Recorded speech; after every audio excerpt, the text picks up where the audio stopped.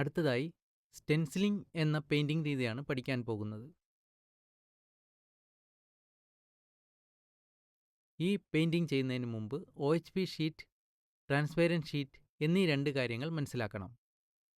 ഈ OHP sheet ഒരു കട്ടിയുള്ള ഷീറ്റും ട്രാൻസ്പെറൻറ്റ് ഷീറ്റ് ആകട്ടെ മറുവശത്തുള്ള വസ്തുക്കളെ കാണാൻ കഴിയുന്ന ഷീറ്റുമാണ്. വരയ്ക്കേണ്ട ഡിസൈൻ ഒരു പേപ്പറിൽ വെച്ച് മേശയുടെ മുകളിൽ പേപ്പറിന് മുകളിൽ നടുവിലായി OHP ഷീറ്റ് വയ്ക്കുക.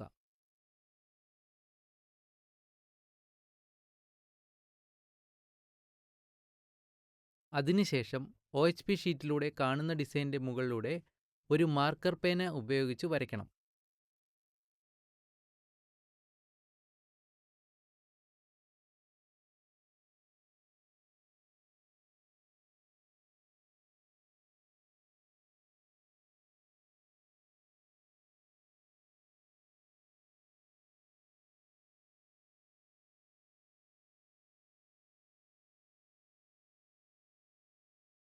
വരച്ച ഡിസൈൻ ഗ്ലാസിൻ്റെയോ ടൈൽസിൻ്റെയോ അല്ലെങ്കിൽ നിരപ്പായ ഏതെങ്കിലും പ്രതലത്തിൽ വെച്ചോ ഒരു കത്തി ഉപയോഗിച്ച് ചിത്രത്തിൻ്റെ ആവശ്യമുള്ള ഓരോ ഭാഗങ്ങളും മുറിച്ചു മാറ്റാം.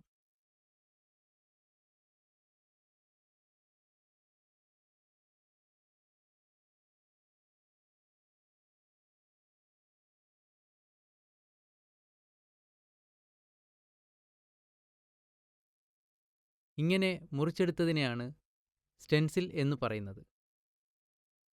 ഈ സ്റ്റെൻസിൽ ഉപയോഗിച്ചാണ് നമ്മൾ അടുത്ത പ്രിൻ്റ് ചെയ്യാൻ പോകുന്നത്. സ്റ്റെൻസിലിങ്ങിന് വേണ്ടി ഉപയോഗിക്കാൻ പോകുന്നത് പേൾ ഷെയ്ഡാണ്. തിളക്കമുള്ള പെയിൻറ്റിനെയാണ് പേൾ പെയിൻറ് എന്ന് പറയുന്നത്. ആവശ്യമുള്ള പെയിൻറ്റുകൾ പാലറ്റിൽ എടുത്തു വയ്ക്കുക.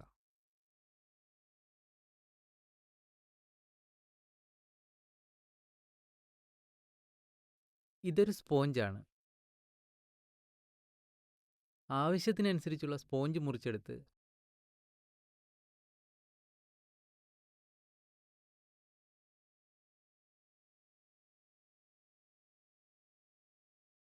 സ്പോഞ്ചിൽ നിറങ്ങൾ മുക്കിയെടുത്ത് OHP ഷീറ്റിൽ ഡിസൈൻ വേണ്ടിടത്ത് പതുക്കെ അമർത്തുക.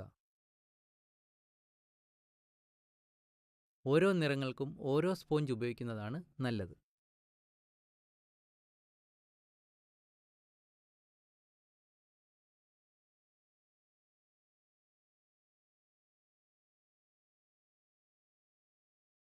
ഈ OHP ഷീറ്റ് അല്ലാതെ കട്ടിയുള്ള ചാർട്ട് പേപ്പറിലോ ബോണ്ട് പേപ്പറിലോ ചിത്രം വരച്ച് ആ ചിത്രത്തിനകവശം മുറിച്ച് കളഞ്ഞ ശേഷം കിട്ടുന്ന സ്റ്റെൻസിൽ ഉപയോഗിച്ച് നമുക്ക് ഇതുപോലെ ചിത്രം വരയ്ക്കാവുന്നതാണ്. സ്റ്റെൻസിലിംഗ് ചെയ്യുമ്പോൾ ഒരു കാരണവശാലും ഷീറ്റ് ചലിപ്പിക്കരുത്. ചെയ്ത് പൂർത്തിയായ ശേഷം ഈ ഷീറ്റിനെ മെല്ലെ എടുത്തു മാറ്റാവുന്നതാണ്.